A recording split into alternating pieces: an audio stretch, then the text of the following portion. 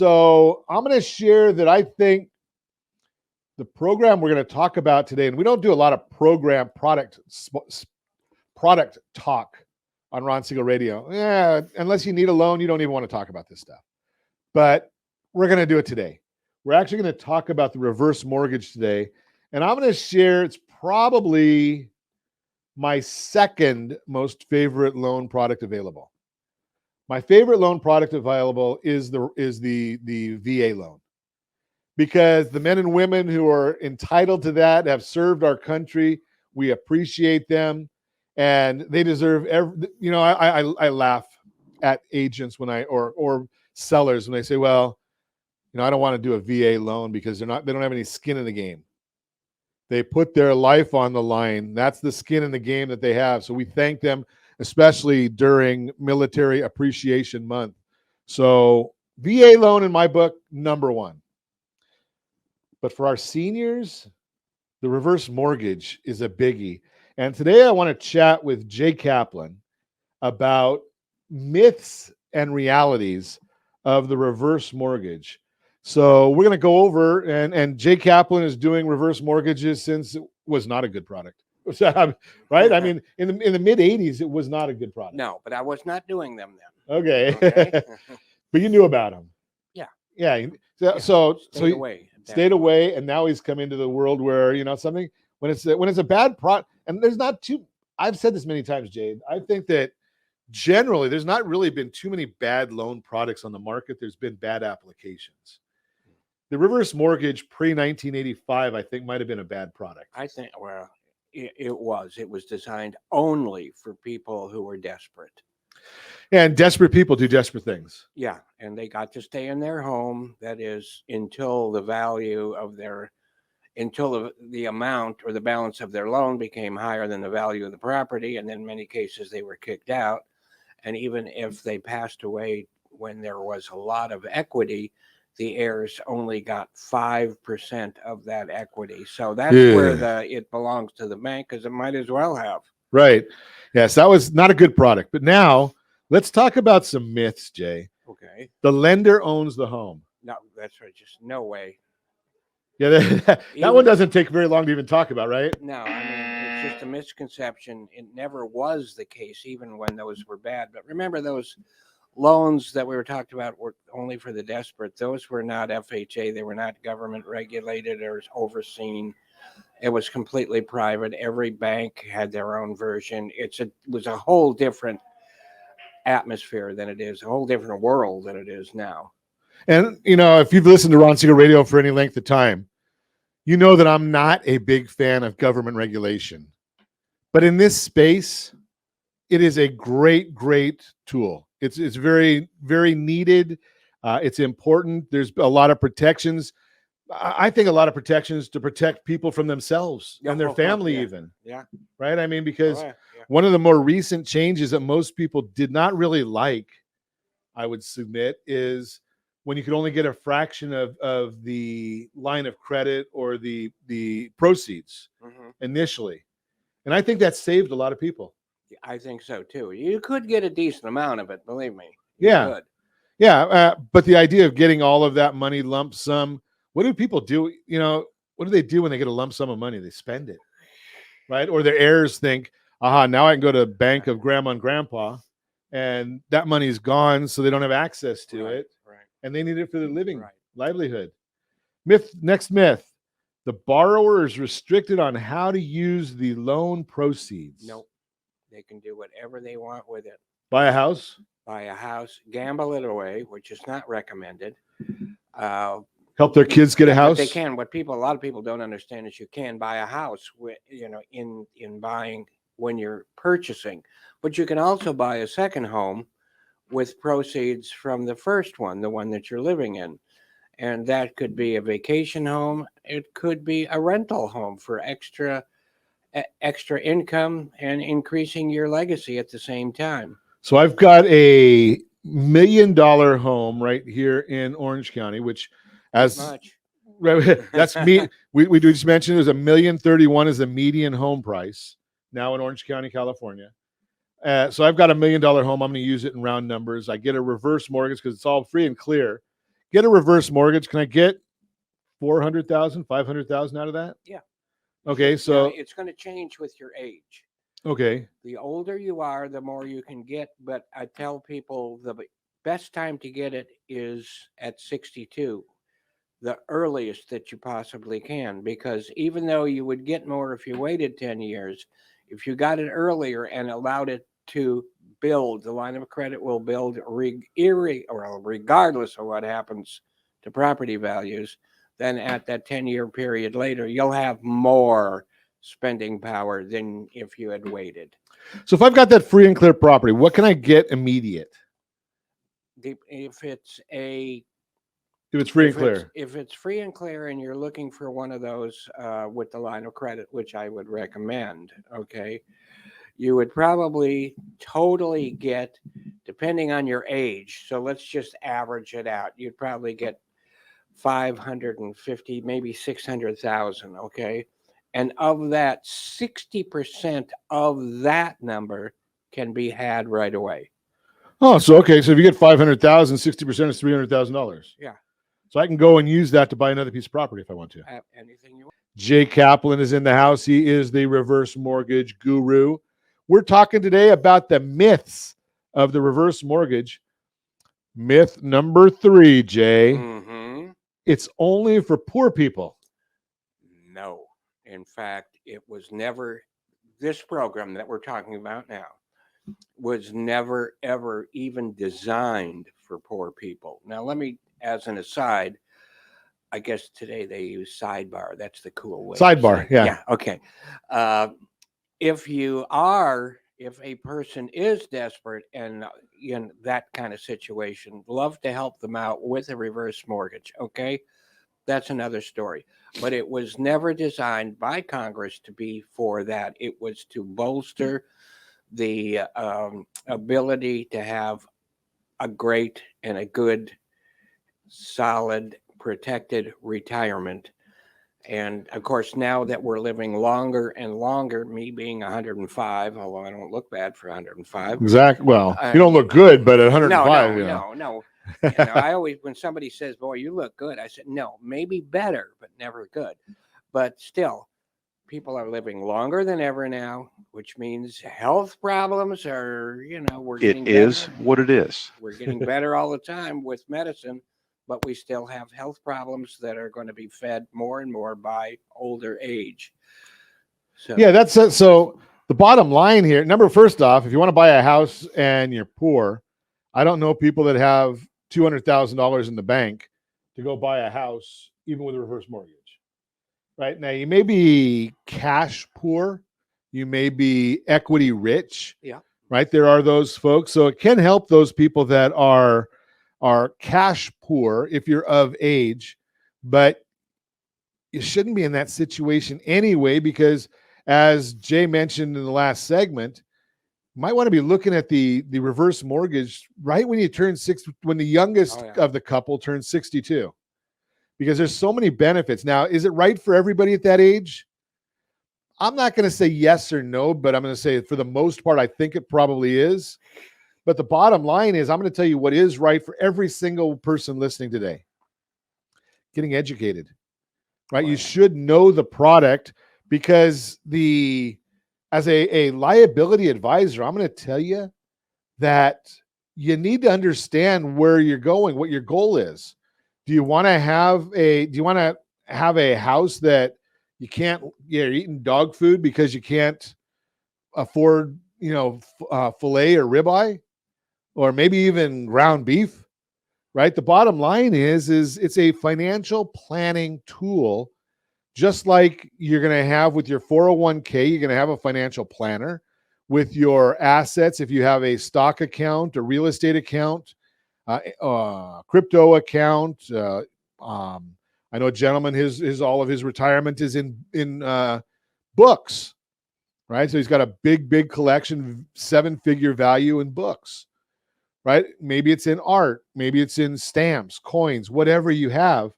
But the bottom line is you've got advisors there. You're learning about it. You need a liability advisor talking to you about a program like this. Myth number 4. Once loan proceeds are received, you pay taxes on them. No. How's that? Jay, for you an said no answer? on every one of these. Well, that's because no is the correct answer. Okay.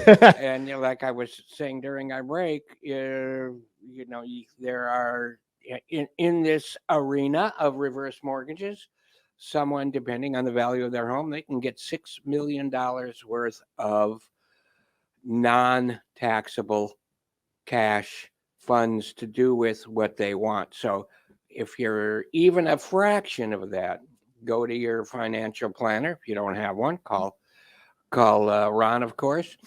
And what can you do with an extra, say, even a measly $4 million without paying any taxes on it? Wouldn't that give you so much more flexibility and protection to what to do about everything? And you mentioned earlier about the stock market, and I kind of jokingly was saying, don't sell because it's low, but some people have to.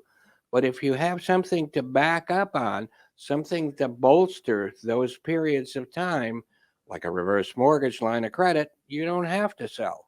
So you got a whole opportunity right there. It's very simple to say, to weather any storm because of what you've done your whole life. Next myth: the home must be free and clear of any existing mortgages. That's not true. You can have any number of mortgages, but we are looking in the reverse mortgage world for higher equity, and that's why we're looking for roughly the rule of thumb until the rates got lower, and they're still low. We were looking for 50%, so it's probably closer to 60% these days. Okay, so you don't have to be free and clear.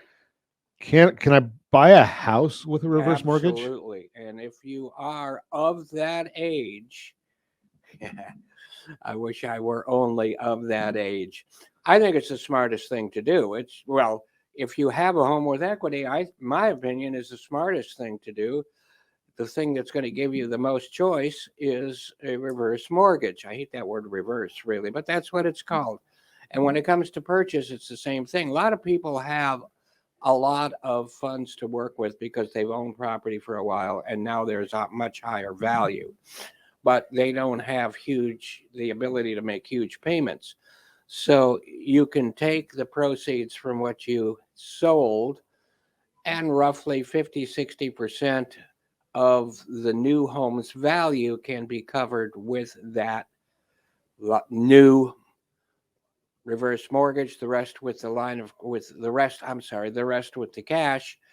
And that leaves you a lot of cash or funds left over to do with what you want for a cushion or for anything else. A lot of myths right there. We're going to talk about another myth. You're going to lose all of your equity. So, Jay, one of the myths I hear is I am going to eat up all of my equity with the reverse mortgage. I can't make payments. I want to make my payments, and I'm going to use up all the equity. I'm not going to have any legacy to give back. First of all, you can make payments. So that's a myth. I can make payments. Get rid of that part of it, right? Okay. You can make payments, and depending on where you live, like if you're in California and most of the country, you may not want to make those payments, but you always can. Can you lose equity?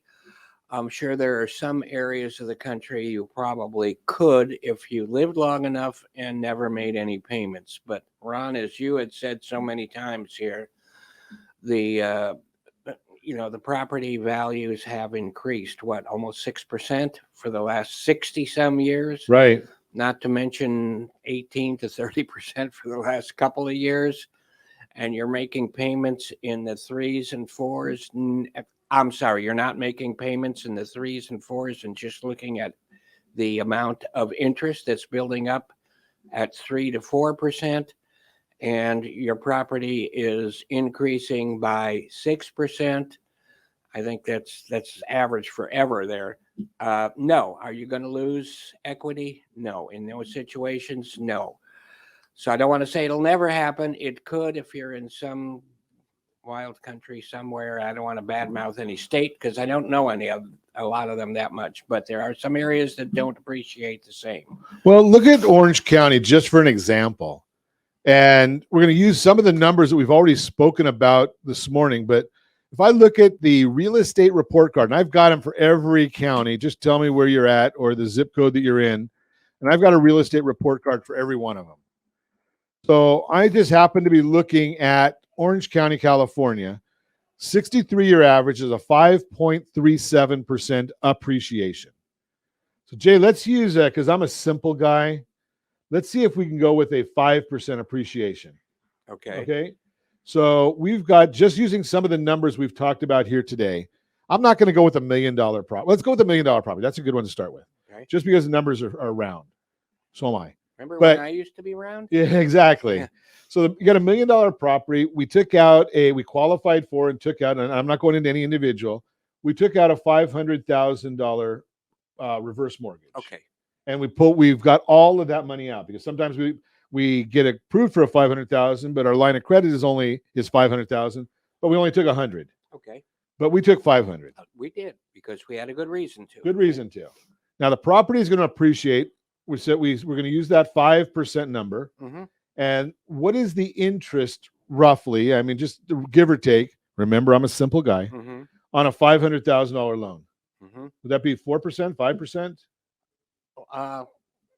To me, over the last many years, let's use 4%. Okay. It could. Well, I'm not going to say it won't go higher. It Right. could, but it'll be temporary. Remember, this is just for educational purposes only. We are not making an offer to lend. Just trying to educate you. We're not going to school, are we? Maybe. Okay. And I might have to even get a calculator out. All right. So the house appreciates at 5%, $1 million, 5% of $1 million. Is that about 50,000? Yeah, well, you can see that we're taking 5% of two different numbers, and one is only half as much as the other. So that's pretty simple right there. Yeah, but we're going to do the math here, Jay. It's right. Okay, so now 5% of $1 million, I think, is 50,000. I think you're right. 4% of $500,000, is that 20,000? Probably. I think that's the number. It is. Josh, I hope you're doing the math for me here. Just tell me if I'm wrong. No, that sounds okay. So our loan grew. Our $500,000 loan is, after the first year, has grown to $520,000. Okay. Right? We'll accept that. Our $1 million valued property is now $1,050,000. Oops, that's even better. So not only have we not lost any equity there, we've gained equity. Mm-hmm. And we have that $500,000. What did we do with it? Well, anything we want. But hopefully it wasn't to buy a car, a boat, a one-way trip to Wuhan, China. So none of those things, right? Not a vacation in Ukraine. I hope that wasn't it. Right? So you've got that money. Maybe you bought another house, which may be appreciating. Right? It will be appreciated. I mean, it's hard to say to guarantee anything, but right, we're not looking to guarantee it, but we're saying you put that money into enough to know it's going to appreciate. So what if we even put that money into municipal bonds? Right? They don't pay a huge amount of money, but they still pay money. And they're pretty much guaranteed. And they're pretty safe. Right? So maybe you got a municipal bond portfolio that's paying you 3%. There's no taxes on it. Yeah. That's another $15,000 to the equity side. So now the cost of that mortgage really was only $5,000. Right? So we got to do what we wanted, and maybe we're going to have a good time with it.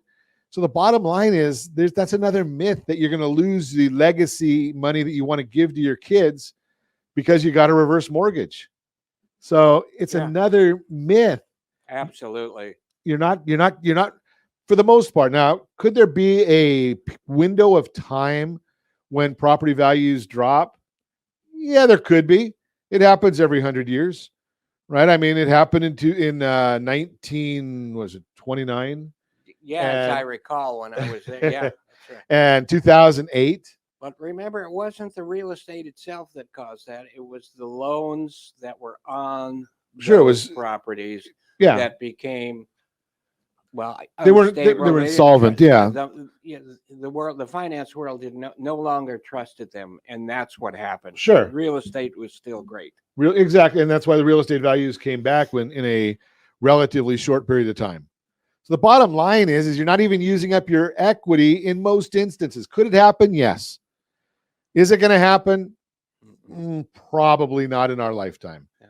So if you have questions about the reverse mortgage, talk to somebody who really understands it, right? Give us a call, 800-306-1990, 800-306-1990.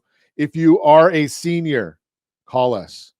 If you know a senior, call us. If you love a senior, call us. If you want to become a senior, call us.